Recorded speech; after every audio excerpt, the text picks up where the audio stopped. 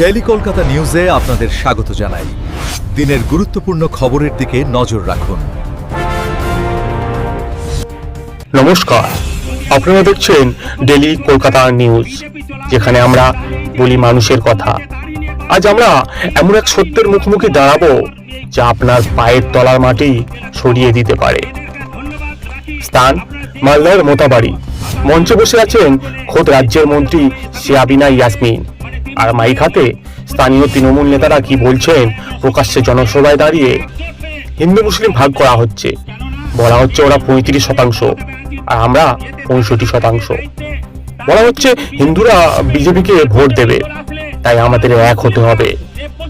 মন্ত্রীর সামনে দাঁড়িয়ে এই যে বিভাজনের বিষ ছড়ানো হচ্ছে, এটাকে কি আপনি হয়রানি আটকানো বলবেন, নাকি একটা পরিকল্পিত রাজনৈতিক প্রেনওয়াস? আসলে বিষয়টা খুব পরিষ্কার।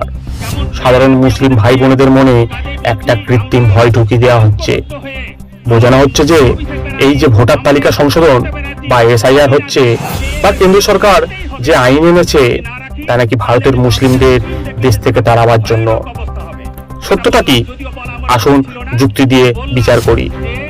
কেন্দ্র সরকার বারবার স্পষ্ট করেছে, এই আইন বা সংশোধনী ভারতের কোনো বৈধ নাগরিকদের বিরুদ্ধে নয়, সে তিনি হিন্দুই হন বা মুসলিম। এই প্রক্রিয়া তাদেরই চিহ্নিত করার জন্য যারা অবৈধভাবে কাঁটাতার পেরিয়ে এদেশে ঢুকেছে, যারা বাংলাদেশ বা মায়ানমার থেকে এসেছে, রোহিঙ্গা অনুপ্রবেশকারী হয়ে ভারতের জনবিন্যাস বা ডেমোগ্রাফি বদলে দিচ্ছে। আপনারাই বলুন তো, পৃথিবীর কোন দেশ অবৈধ অনুপ্রবেশকারীদের জামাই আদর করে রাখে? ভারতের সীমিত সম্পদ, চাকরি এবং নিরাপত্তা সবকিছুর উপর ওরা যখন বাইরের লোক এসে ভাগ বসাচ্ছে, তখন তাদের চিহ্নিত করা কি অন্যায়? কিন্তু তৃণমূল কংগ্রেস এই সত্যটা আপনাদের জানতে বা জানাতে দিতে চায় না, কারণ তাদের পায়ের তলার মাটি সরে গেছে। তারা বুঝে গেছে উন্নয়ন নিরিখে তারা আর ভোট পাবে না।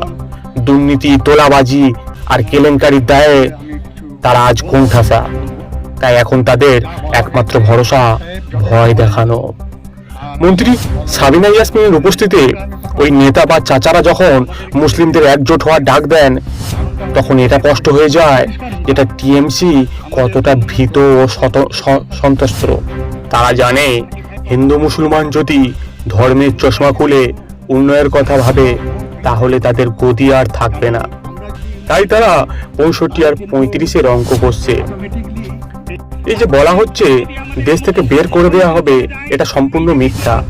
ভারতের ভূমিপুত্র মুসলিমদের গায়ে কেউ হাত দিচ্ছে না। সরকার শুধু তাদেরই আটকাতে চাইছে যারা বেআইনিভাবে এসে আপনার আমার হকের অন্ন ছিনিয়ে নিচ্ছে। তাই এক প্রশ্ন আপনাদের কাছে, আপনারা কি এই বিভাজনের রাজনীতি সমর্থন করেন? একজন মন্ত্রী মঞ্চে বসে থাকবে আর সামনে দাঁড়িয়ে সাম্প্রদায়িক উস্কানি দেওয়া হবে, এটা কি সুস্থ রাজনীতির পরিচয়? মমতা বন্দ্যোপাধ্যায় চিঠিতে নাগরিকদের হয়রানির কথা বলছে, আর তার দলের নেতারাই মাঠে নেমে নাগরিকদের একে অপরের বিরুদ্ধে লড়িয়ে দিচ্ছেন। এই দ্বিমুখী আচরণের জবাব কি আপনারা দেবেন না? TMC মুখোশ খুলে দেওয়ার জন্য সময় এসে গিয়েছে। ভিডিওটি ভালো করে দেখুন এবং চিন্তা করুন, চাচারা যা বলছে তা কি আপনারা সমর্থন করেন, নাকি মনে করেন এটা শুধু ভোট ব্যাংকের নোংরা খেলা? কমেন্ট বক্সে আপনাদের মতামত জানান। আমরা অপেক্ষায় থাকব। দেশ ও রাজ্যের স্বার্থে, সত্যের স্বার্থে চোখ রাখুন ডেইলি কলকাতা নিউজ। ধন্যবাদ। আজকে যদি আমাদের মুখ্যমন্ত্রী চলে যায়, বিজেপি চলে আসে, তাহলে এই যে আমি গর্বের সঙ্গে যে দাড়ি নিয়ে বাড়াচ্ছি, এই দাড়ি নিয়ে আমার ক্ষমতা নেই আমার এই এতে পশ্চিমবাংলায় কোনো জেলাতে যাওয়ার। এদেরকে ধন্যবাদ রাখি। আপনারা যেই করেন না কেন, আগামী নির্বাচনে এই যে আমাদের সাবিনাদি দাঁড়াবে, মানে তৃণমূলের প্রতীক নিয়ে, দয়া করে সকলে কিন্তু একসঙ্গে একজোট হয়ে ভোটটা দিবেনই। কেননা যে যদি আমাদের মমতা ব্যানার্জি এতে না থাকে দায়িত্বে, তাহলে কিন্তু বিজেপি চলে আসবে। আর বিজেপি চলে আসলে আমাদের মুসলিমরা এই পশ্চিম বাংলাতে থাকতে পাবে না, তখন তাড়াবে বাংলাদেশ, বলবে পাকিস্তান যাও। এখনই তো আমাদের মুখ্যমন্ত্রী এই দায়িত্ব থাকা অবস্থায় বিজেপিরা বলছে যে মুসলিম তাড়াও, দেশ বাঁচাও, মুসলিম তাড়াও। কেমন আর কি আমাদেরকে তো কাজেই বলছি আমরা ঐক্যবদ্ধ হয়ে আমাদের অভিষেক ব্যানার্জি, আমাদের মমতা ব্যানার্জি, সাবিনাদি, যে এদেরকে আমাদেরকে রাখতেই হবে আর কি। যদি না রাখি তাহলে কিন্তু আমাদের মুসলিমদের বিশেষ করে ভয়ানক অবস্থা হবে। এটা বললাম, যদিও বলা আমার উচিত ছিল না, কিন্তু বললাম যে এই আমরা যদি না ভোটটা দিই, অন্য দল চলে আসে, তাহলে বিশেষ করে মুসলমানদের একেবারে সর্বনাশ হয়ে যাবে আর কি। এই যে দেখছেন আমাদেরকে ভোটে বাদ দেওয়ার জন্য কত রকম করছে। আজকে 2002 সালে কার নাম নাই, কার বাপের নাম নাই, কার দাদুর নাম নাই, কার মায়ের নাম নাই, কি একদম আমরা জন্মান্তর থেকে এখানে বাস করে আসছি, অথচ আমরা নাকি বাংলাদেশি। আমরা বাংলাতে কথা বলি, তার মানে আমরা হচ্ছি বাংলাদেশি আর কি। কাজেই আমাদের ঐক্যবদ্ধ হয়ে, আমাদেরকে সুশৃঙ্খল ভাবে, আমাদেরকে যে করে হোক একজোট হয়ে, যেই যা করেন না কেন, যে একজোট হয়ে আমাদের মমতা ব্যানার্জিকে, অভিষেক ব্যানার্জিকে, সাবিনা থেকে আমাদেরকে এই চেয়ারে রাখতেই হবে, এ বলে আমি আমার বক্তব্য শেষ করলাম।